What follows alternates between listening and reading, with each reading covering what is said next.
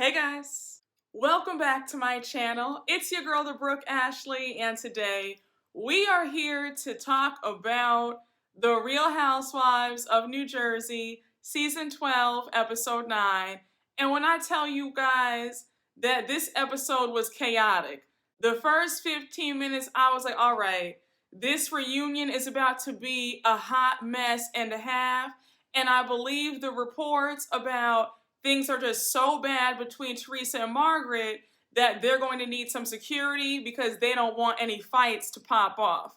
But y'all, I'm thankful that this season is winding down. I think it's only a 15 episode season, so not too much more of the craziness, because I'm gonna be real with y'all, I hate how so many of us are on different sides. Like, it hurts my heart at how much some of y'all don't like Margaret. And don't get me wrong, I'm all for different opinions and different perspectives, but it is nice when we are on the same team. So with that being said, let's just jump right on into it because we don't have a minute to spare. Now, we start off this episode right where we left off last week. Everybody is at Tracy's team building activity. Teresa is yelling about how Margaret is the one who brought this all up about Jen and Bill's marriage and Bill having the affair. So Margaret's like, Teresa, shut up. Like, me and Jen have already talked. We've made peace. I apologized to her. She apologized to me. We're all good. So to shut up, I'm not talking about this with you. So just be quiet and leave it alone. I definitely felt Margaret's frustration because you have this woman screaming in your face, bringing up something that has nothing to do with her. So now Margaret says, Teresa, at the end of the day, you're just deflecting because you don't want anybody asking questions about your boyfriend, Louis. So here goes Teresa getting defensive, and she says, let's talk about Louis. Let's talk about him. I said, now sis, are you sure about that? Louis has a lot going on, from his finances, alleged abuse allegations. I don't know if I'd want to open that can of worms. I'm just saying. But Margaret's not backing down from Teresa, and now Teresa starts insulting Margaret even further. She says that Margaret is the news, always gossiping and running her mouth. Then she says that the Evan rumors about him cheating on Jackie were found out because of her. So Margaret's like, girl, you kidding me right now? Like, I never said anything about Evan and Jackie. Like, don't do this. Like, you never heard those words come out of my mouth. That was you. Now, mind you, everybody has stopped what they're doing and they're all watching Margaret and Teresa go at it. So Jackie yells out, Margaret, don't worry about it. I believe you. So Margaret's really livid at this point. She starts screaming and she tells Teresa that she owns everything that she says. And on top of that, Teresa needs to own up to the fact that she put Jen up to calling Serena from Tenafly about the cheating rumors about Evan last year. Now, you know Jen was scared as hell because God forbid she pissed off the star of the show. So she's like, Teresa, it's okay, girl. You know, I had no problem calling her up. Like, don't even worry about it. I was like, now, Jen, you changed your tune real fast. Because when you had your one-on-one with Margaret last week, you were saying, yeah, girl, you know, how do you know it wasn't Teresa? And you're doing that, and then saying how your friendship is one-sided. And now all of a sudden it's, girl, it's okay, don't worry about it. Now when Margaret spills the beans about what you said. I would have said, Teresa, don't lie, sis. You did put me up to it. You were being nosy and messy. Just own it. And I'm really interested to see how Jen acts at this reunion. I know that Teresa has to be pissed hearing what Jen said in last week's episode, especially about the friendship being one-sided. So now Jackie starts screaming because she's livid at the mention of the Evan cheating rumors, okay? Like, every time that gets brought up, she is visibly irritated. And I get it. So now she starts saying to Teresa and Jen, what's wrong with you guys? Like, why would you guys do that? Now, Teresa starts screaming because, you know, she can't own up to anything. And she says to Jackie, well, I would have never said anything had you not made that analogy up about my daughter. And we all remember that infamous analogy that Jackie said last season about Gia doing coke. Everybody's like, are we really bringing up last year and that stupid analogy again? So now Jackie says, girl, let's not do this. Because I already told you, I would have never used your daughter as an example had you not made up rumors and lies about my husband cheating. When I tell you that I wanted to fly out the window, I said if I hear the word analogy one more time, I'm going to scream. That's all we heard last year. Now we're bringing that back up into this season. We are 9 episodes in. I don't want to hear it. Now Margaret yells out to Jen and she says, Jen, if Teresa never asked you to call Serena and Tenafly, would you have called her yourself? Jen says that she never would have done it. I said, now Jen, the fact that you're saying that you never would have done it had Teresa not put you up to it speaks volumes, because you are a grown-ass woman. Nobody should have that much power or influence over you that you're going to do something so underhanded because they told you to. You need friends that bad? Teresa's friendship means that much to you? Like, are you that enamored by the fact that she's the star of the show? I would have told Teresa, if you want to call around and try to snoop and find out information, you're on your own, because I want no parts of that. Especially since Jen has a cheater at home too. Jen should have definitely said no. Now the activity's over and now it's time for lunch. So everybody's trying to sit down and enjoy the food, but you have Teresa here to ruin that. Teresa says, look, I don't want to fight with anybody. I'm all about love, love, love. I said, girl, you don't operate from a place of love ever. I want Teresa to get out of denial and stop being so delusional and hop on into reality. Teresa is generally the source and the center of all the mess. So while Teresa's giving her little spiel about how she's all about love and light, now she addresses Tracy. So she says, and Tracy, you put your husband up to asking my boyfriend Louie questions. So Tracy says, girl, back it up. Like, my husband is a grown man. I didn't put him up to anything. He asked the questions that were on his mind, okay? I had nothing to do with that. And side note, somebody on Twitter made such a great point. I have never heard a grown woman say the word boyfriend in every single sentence. Like, she never says just Louie. It's always, my boyfriend Louie, my boyfriend Louie. It's like, yes, Teresa, you have a man. How great, how exciting, congratulations. Let's have a parade. Like, you're that pressed to say you have a boyfriend? It means that much to you at your big age? Yeah, that's all you can say. Can you come up with something else? Can you come up with something else? So Teresa's pissed, and now she decides to go for the jugular with Tracy. She says, you know, I don't say anything about you, how you were the nanny and broke up their family. So Tracy says, now girl, that's not true. I was not their nanny. And I was screaming at how Tracy to stop there. I said, no, Tracy, let us know the real story, how you were the intern.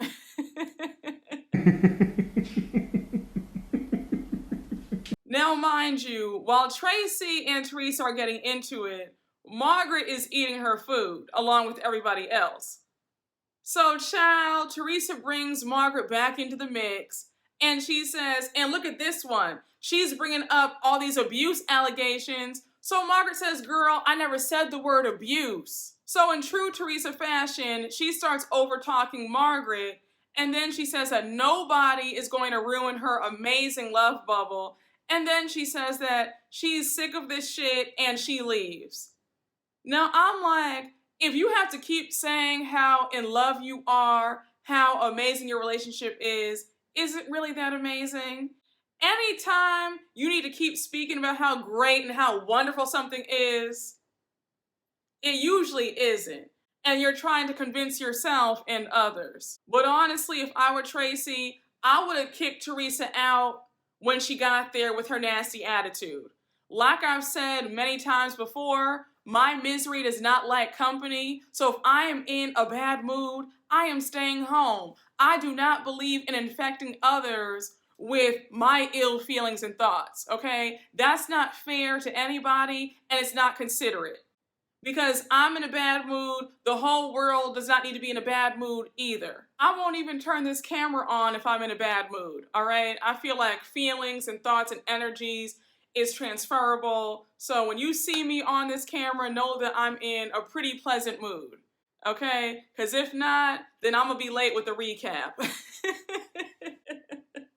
Y'all come on here to have fun, to crack a smile, share a laugh, and that's it. We're not here for any heavy stuff and sad emotions. There's too much going on in the world for you to be in a bad mood watching me. So I like to have a good time as much as possible. And it's such a shame because I really liked Teresa a whole lot on the Ultimate Girls Trip. She was a delight. But to see her now, I'm like, girl, I can't stand you. But again, I digress. Now we move on to some short scenes. We first see Melissa and Joe. They're at home, and Antonia's Sweet 16 invitations have come in, and Melissa is super excited. She says that Antonia has finally shown some excitement over this since she's been dealing with a lot, the pandemic, the injury, her not doing cheer anymore, moving to a new school. It's been a lot, so her Sweet 16 coming up has finally given her something to look forward to. And Sweet 16s are always fun to plan, like the excitement of it all. And I still remember my Sweet 16, honey. It was fabulous, darling. I had it at a beautiful country club. I had a gorgeous white gown, hair was laid, makeup done. What? I had a limo, everything. It was it. I had a Tiffany's box cake, like chef's kiss, all right? But good for Antonia. I'm glad that she has something to be excited about because I know that these last few years have been tough on everybody. Now we flip over to another short scene with Teresa and her girls. They are packing because they have to move out of their house, and all the girls are sad because they feel like it's the last piece of their dad. Then we see Teresa telling Gia all about the drama that happened at Tracy's treescape activity. So of course, Teresa's never telling the story right. She's only telling what was done to her, but not what she did. And then we see Dolores and Frank together. They're at Dolores' townhouse because they're going over her softball charity event details. Remember how in last season, Dolores had a breast cancer scare? So because of that, she wants to raise money for charity. She says that the goal is to raise $200,000 and she's already raised $75,000. So that's really awesome to hear. And she's excited because she's invited all the ladies and the husbands. So then she starts telling Frank about the drama that went down at Tracy's event. And she says that Teresa came in hot with the bad attitude and that the only reason why she came was to give them all her clothing line to promote. And then we find out that Teresa is going to be selling her clothing line at Dolores' charity event. And when I heard that, I was like, so is Teresa going to donate the profits to charity too? Or like what's going on there? Now we jump over to the next scene. And when I tell you that my heart just broke for Jackie, she's at the therapist's office and she's discussing her eating disorder. We learned that Jackie has a really rigid schedule when it comes to her eating. She has a calendar where she marks what days is she, not going to eat, what days does she have to eat if she's out at an event or something, and how it stresses her out. So now Jackie's therapist interjects and she says that the root of eating disorders is low self-esteem and that somewhere in Jackie's life, something went wrong. So now Jackie tells a story about how when she was in middle school or high school, she was at her locker putting on lipstick and this boy passed by her and he whispered to her, "That's not going to help." Just watching this had me in tears because I really felt bad for Jackie. And when she told that story, you could see the pain in retelling it. And, I don't care what anybody says, nobody wants to be ridiculed about their appearance. Then Jackie brings up how she's been lying about how she's recovered when she really isn't. And Jackie, I don't think that anybody ever believed that you were recovered. So I think that everybody just played along with it to appease you, but I don't think that anybody believed that you were recovered just because you said you were. Jackie continues on by adding how her kids are noticing things, how when they go out, they notice that she never eats with them. And then she says that, they went out for ice cream last week and she didn't get ice cream. The therapist wants to know when was the last time she had ice cream, and she says 20 years ago. When I tell you that I was speechless when she said that, I was not expecting her to say that she had not had ice cream in 20 years. And it really breaks my heart to know that she is constantly thinking about, if she's going to eat, when she's going to eat, like how much of it, like that is just so sad. I was happy to hear Jackie say that she would make that a goal for sometime in the week. She would go and get some ice cream. And when she said, maybe I'll get a topping too. And, I really do hope that Jackie is able to recover from this. I'm glad that she's taking a step in the right direction by going to a therapist to get some help, because this is no way to live. And I just really hope that she's able to beat this. Like, my heart really goes out for Jackie. So now Jackie's therapy session is over and we see her go back home.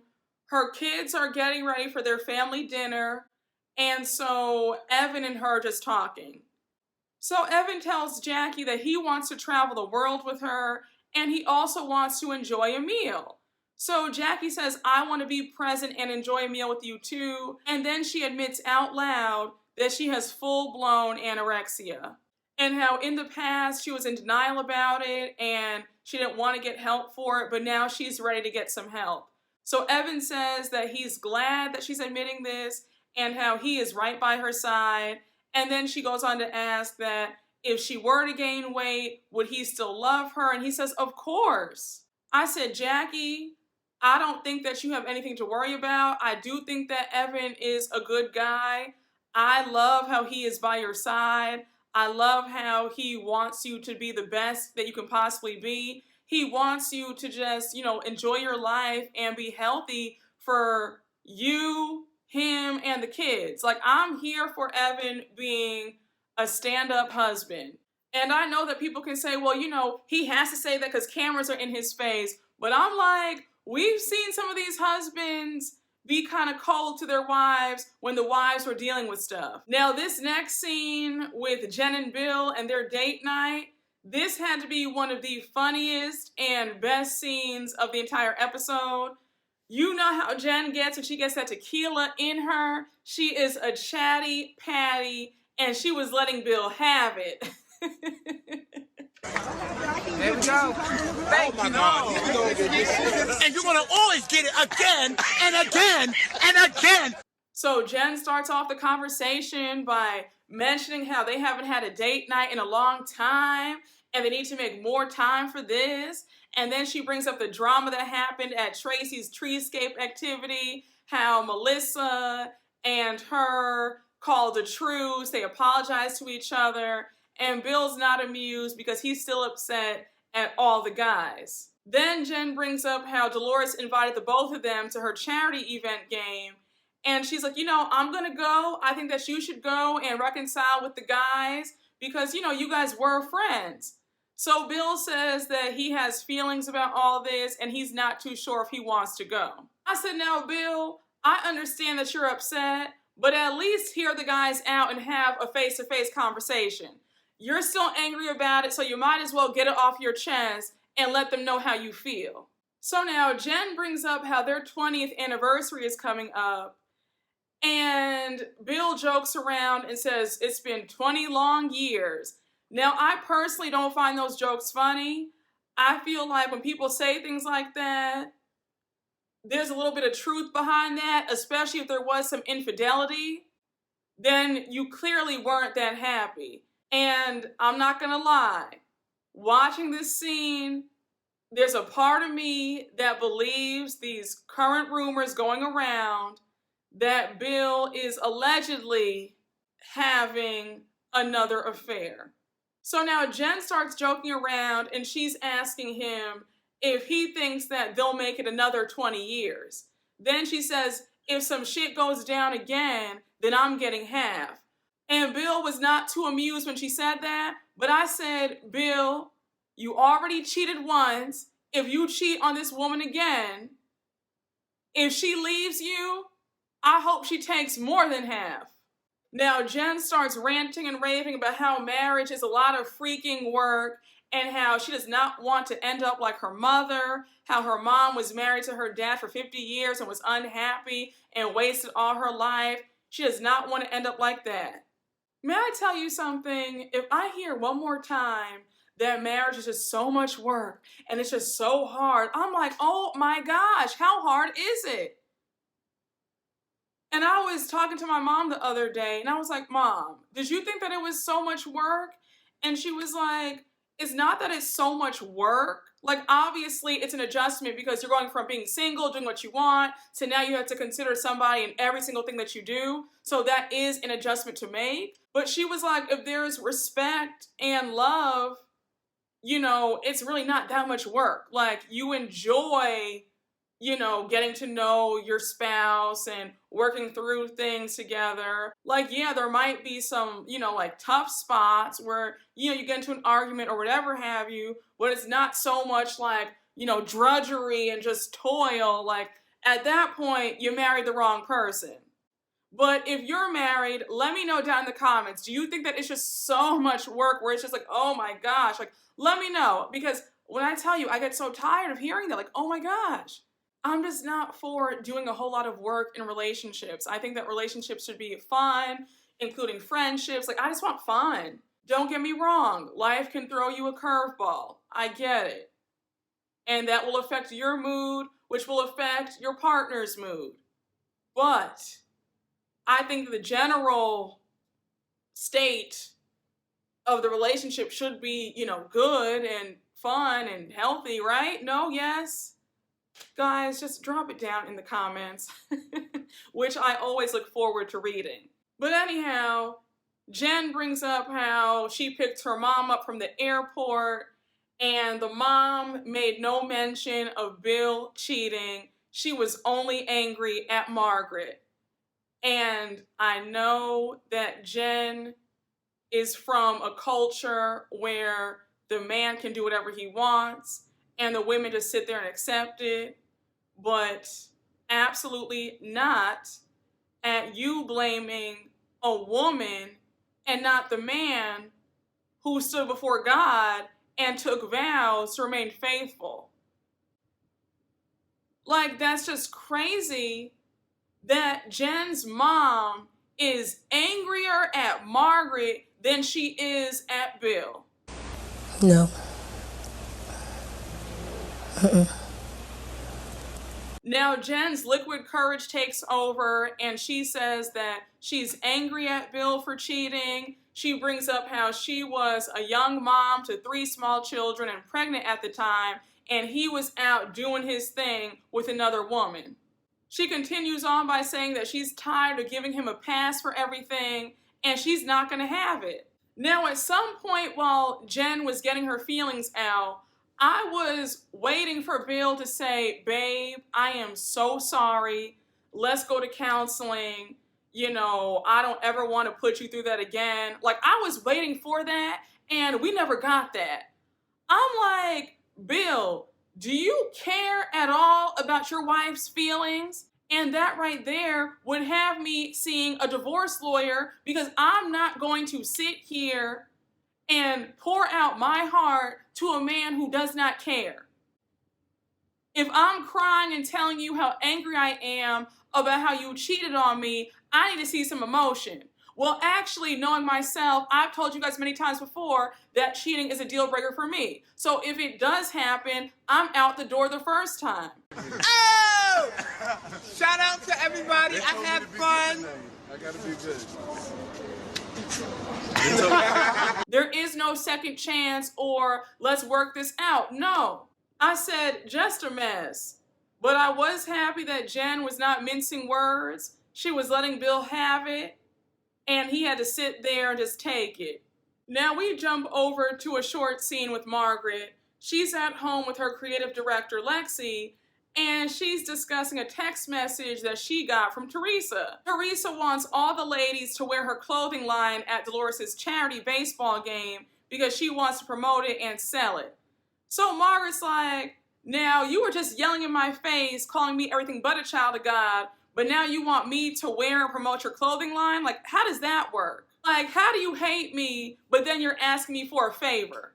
And I felt the same way, because if you don't like me, keep that same energy at all times. And please don't you ever have the audacity to fix your lips and ask me for a favor on top of that. So now Margaret calls up Tracy, and she's like, girl, did you see that text from Teresa asking us to model her clothing line? So Tracy's like, girl, I sure did. And I'm confused, because how do you go from yelling at me to now calling me a stunning model? So Margaret says, look, out of principle, I'm not wearing her clothing line because you can't treat me like shit and then have me do a favor. Like, that's not how this works. And I was here for it. I would have felt the same way. I would have done the same thing. Because how dare you curse at me and call me all sorts of names? Now, since you need help in the midnight hour, you want to call me? Like, no. Now, it's the day of Dolores' charity baseball game. She's super excited. She arrives to the stadium first, and the game is being held at Coney Island. So she says that they've already sold 2,000 tickets, and the bank has already donated $125,000 to her charity. So all the ladies are arriving. Jackie and Evan arrive. We see Melissa and Joe arrive. Then we see Margaret, Tracy, and her husband Joe arrive, and they start talking. Margaret starts asking what they thought about Teresa's text, where she wants them to wear her clothing line. So Jackie says that she's not a walking advertisement, and then Tracy says that she thinks it's weird that she sent this group text, especially since she can't stand Margaret or her. So Margaret's like, look, like I told you, Tracy, I'm not wearing it. Like, that's not how this works. You can't talk to me crazy and then expect me to do you a favor. So you can see that Melissa is nervous as hell, because her and Teresa have a very strained relationship as it is. So she's not trying to be in this conversation, all right? She's not trying to make any waves. So speak of the devil, Teresa arrives with her daughter Gia and Louie. So Teresa's all chipper and happy. She's like, okay, guys, I brought my workout line for you guys to wear. So Margaret says, no thanks, we're good. Now I said, Margaret, speak for yourself and just say, no thanks, I'm good. Don't bring everybody else into the grudge that you're holding towards Teresa. So now Gia butts in defense of her mom, and she says, but my mom supports you guys in everything. Now, mind you, Teresa's already walked off to change in the bathroom, and Margaret says to Gia, I support your mom all the time, just not today. So now Gia walks back to find her mom in the bathroom, and she's like, oh my gosh, Mom, Margaret is just such a bitch. So Teresa's like, wait, did she say something to you? I said, Gia, first of all, you didn't have any business jumping into this argument in the first place. That was not your place. And let's be real, if Margaret had really clapped back at you, you would have been the first one screaming and crying along with your mom. I know you want to be grown, but sit there and eat your food, because I promise you, you would have been hurt and upset had Margaret really gone off.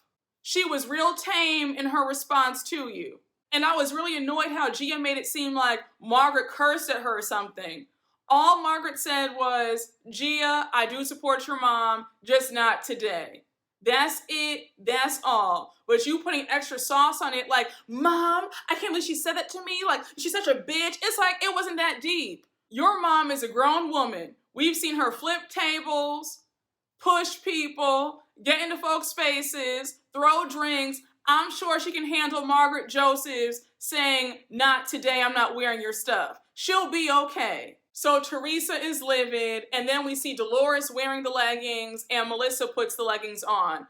Melissa says, look, there's enough drama in this family. I don't need to be at war with Teresa yet again over some damn leggings. I'm putting them on so she can just shut up and be happy. Last but not least, Jen finally arrives and she's there solo. Bill had a surgery and that's why he couldn't make it. So they're all kind of like, He's probably just still angry at the guys. That's the real reason why he's not there. And mind you, Jen arrives in Teresa's clothing line. So Jackie makes a comment and she says, Teresa threw you under the bus and you're still supporting her by wearing her line? Like, really? So the baseball game starts and the Housewives are losing, okay? The opposing team is winning. Child, Jen is wearing a helmet because she cannot afford for her new nose to be messed up. We see Jen go up to bat. She actually hits the ball, and while she's running, she falls right on her face. I was like, girl, of all people to fall like that, I was really nervous because I was like, oh my gosh, I hope she did not ruin her nose. Then we see Margaret go up to bat, and we hear Teresa on the sidelines making comments about how bad and how jiggly Margaret's ass looks. And she says, if she were wearing my leggings, she would actually look good. I'm like, Teresa, I get that you don't like Margaret, but all these little snide remarks about her body, like, that's just so unnecessary. And you were really nasty to her at Tracy's activity, so why would she or Tracy wear your stuff? Like, let's use our brains here. If it were the other way around, you'd be like, hell no, I'm not wearing their stuff. Like, no, I don't like her.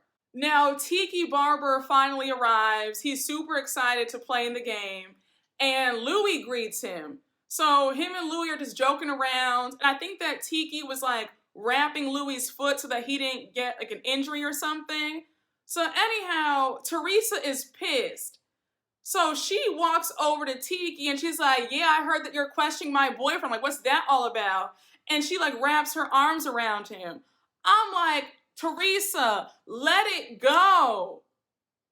He asked Louie a few questions. Louie took the questions in stride. He laughed them off. He answered them. If Louie's not angry, then why are you angry? So we see Tiki get in the game and he actually catches the ball. And I think they ended up winning. But Dolores is super happy with how the event turned out. And we learned that she actually raised over $200,000. I said, well, I know that's right. But y'all, that was my recap. I hope you all enjoyed. And as always, please make sure to like, comment, and subscribe. And I will see you all later. Bye.